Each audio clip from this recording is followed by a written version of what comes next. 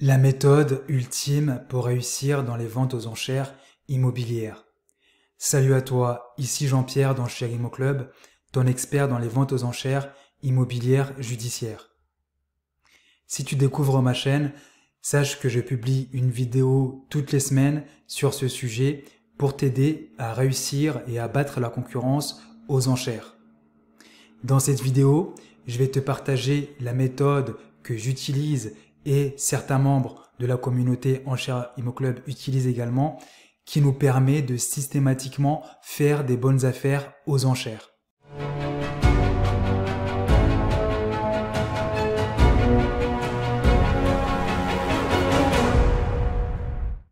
Sans trop te faire attendre, il s'agit de la méthode RM2G. RM2G pour risque maîtrisé et gros gains. L'objectif de cette méthode, c'était en fait, quand on a commencé à réfléchir dessus, de mettre en place un système, un outil qui permet à une personne peu expérimentée dans les ventes aux enchères d'utiliser cette méthode pour avoir les mêmes résultats qu'une personne plus expérimentée. C'est-à-dire être capable d'aller chercher d'excellentes affaires aux enchères.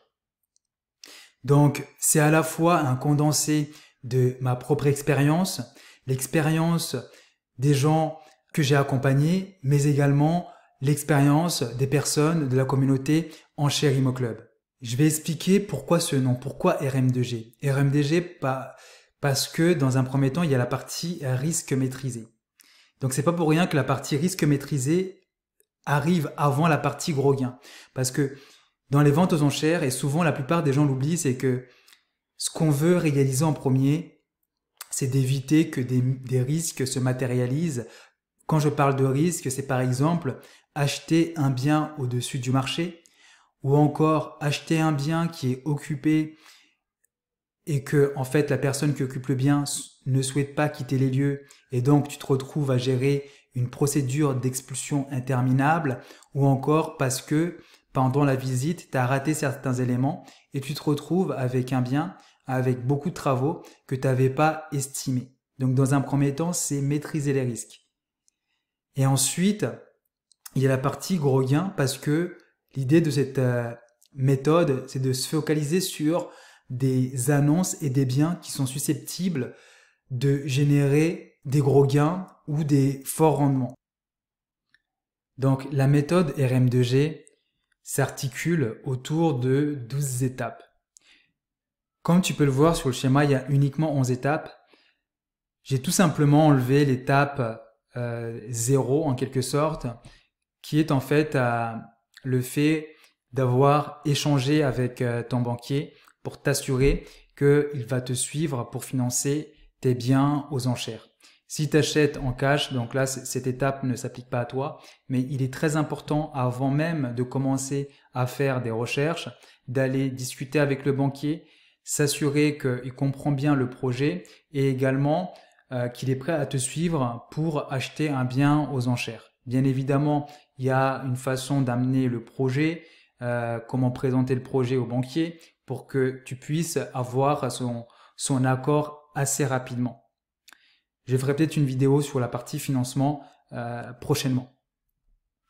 Ensuite, quand tu as sécurisé le banquier, donc le banquier t'a donné en quelque sorte un accord de principe sur la partie financement, il va peut-être te dire « Je suis prêt à te financer à hauteur par exemple de 200 000, mais par contre, je vais financer uniquement 90% de l'opération. Donc, tu devras par exemple mettre comme apport 10% de l'opération. » Donc, quand tu as obtenu ces éléments, là, tu peux attaquer la première étape.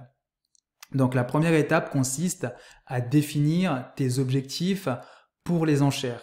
Donc, ce que j'attends par objectif, ça va être par exemple, est-ce que je veux faire de l'achat-revente? Est-ce que je vais acheter pour mettre en location? Ou tout simplement, je vais acheter ma résidence principale. Le fait de définir ces éléments, ça va te permettre d'orienter tes recherches au niveau de l'étape 2. Donc, au niveau de l'étape 2, tu vas tout simplement commencer à préparer ta prospection et ensuite exécuter ta prospection. Donc, quand on parle de prospection, c'est cibler ton secteur dans lequel tu comptes acheter le bien immobilier. Donc, tu peux y aller par département, par région, par tribunaux, et donc et choisir également les critères sur lesquels tu veux te positionner. Quel type de bien par exemple? Est-ce que tu veux te positionner sur les appartements, les maisons, les terrains, les parkings, les immeubles? Donc quand tu as défini tous ces critères-là, tu pourras commencer à analyser les annonces. Et dès que tu as trouvé un certain nombre de biens sur lesquels tu souhaites te positionner, tu peux passer à l'étape 3. Donc l'étape 3, c'est là où tu vas élaborer ton plan d'action, ta feuille de route. J'ai déjà fait une vidéo là-dessus et j'ai expliqué pourquoi c'était important. Je mettrai un lien sous la vidéo. Mais pour résumer, c'est très important parce que tu verras quand tu vas commencer à faire les enchères, tu as pas mal de tâches à réaliser. Donc on va tous les voir ici. Tu as pas mal de tâches à réaliser, donc il faut absolument planifier ces tâches. Parce que des fois, tu vas devoir aller visiter en plein milieu de la semaine et si tu as un boulot à côté, il va falloir dégager du temps pour ça. Ensuite, quand tu as élaboré ta feuille de route, la première activité sur ta feuille de route doit être d'aller consulter le cahier des conditions de vente. Donc le cahier des conditions de vente, c'est le document qui regroupe tout ce qui est en fait les modalités autour de la vente. Tu vas également retrouver ce qu'on appelle le procès verbal de description, qui est tout simplement l'huissier qui est parti visiter le bien en question, puis il a fait un état du bien, donc l'état global du bien, mais également qui occupe le bien. Donc ça, c'est des éléments qu'il faut consulter. Dans le cahier de conditions de vente aussi, tu retrouves pas mal d'autres éléments, comme la dette, pourquoi la personne a été saisie, quelle est sa dette, etc. Donc c'est un document qu'il faut aller consulter. Quand tu as consulté ce document, tu peux passer à la visite du bien en question. Ce qui est intéressant, c'est que quand tu as fait cette étape-là avant d'aller visiter, c'est que tu vas retrouver beaucoup d'éléments qui vont orienter ta visite. Donc, le fait d'aller consulter le cahier de conditions de vente avant la visite, ça va te permettre d'identifier, par exemple, au niveau du procès verbal de description, les quelques éléments sur lesquels tu devras te focaliser. Par exemple, si admettons, il mentionne l'huissier dans le procès verbal de description qu'il y a de l'humidité, ça c'est un élément que tu devras aller inspecter lors de ta visite. Il y a également les diagnostics techniques que tu vas retrouver au sein du cahier de conditions de vente. Ça va être le diag sur l'électricité, sur le gaz, etc. Et ça, c'est des informations qui sont importantes que tu pourras utiliser lors de ta visite. Ensuite, donc là, tu vas réaliser ta visite, tu vas collecter les éléments, tu vas commencer à identifier les travaux à faire. Et quand tu as tout ça, tu vas ensuite passer à l'étape 6 sur définir son enchère maximale. Pareil, ici aussi, on a fait une vidéo là-dessus et puis on propose des outils sur Enchères ImoClub qui te permet de calculer ton enchère maximale. Pourquoi calculer son enchère maximale avant même de s'attacher les services d'un avocat? Tout simplement parce que quand tu arrives à ce niveau-là, tu es assez sûr sur les biens sur lesquels tu veux porter une enchère.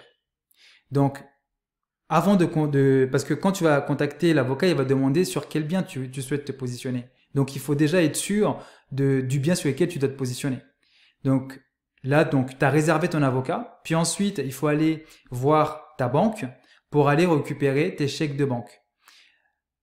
Comme tu le sais, pour participer à une enchère, tu dois faire 2 chèques de banque. Et ces chèques de banque-là, il faut bien évidemment aller les récupérer avant de te présenter aux enchères. Ensuite, il y a l'étape 9 où nous, de notre côté, on va assurer le bien. On va prendre un certain type d'assurance qui vont toujours nous permettre de limiter nos risques. Et donc, il y a certaines assurances qu'on va prendre avant même d'aller à l'audience de vente. C'est un peu étrange pour certains, mais on a nos raisons et puis je ferai une vidéo un peu plus dans le détail pour expliquer pourquoi on procède de cette façon-là.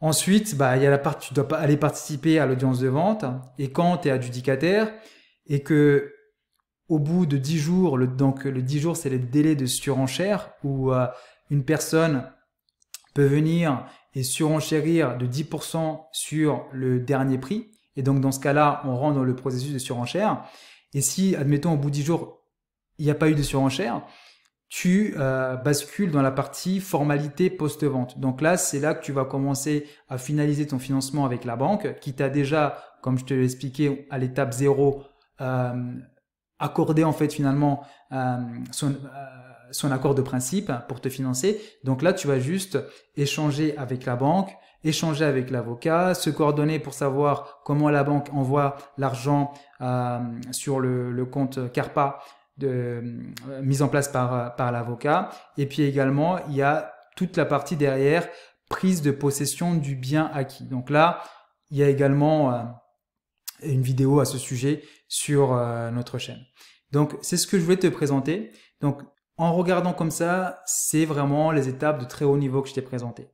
Parce que, pour être transparent, c'est des heures et des heures pour la maîtriser et pouvoir l'exécuter. J'espère au moins que c'est clair pour toi, les différentes étapes, parce que souvent, quand quelqu'un veut se lancer dans les ventes aux enchères, des fois, il ne sait pas par où commencer.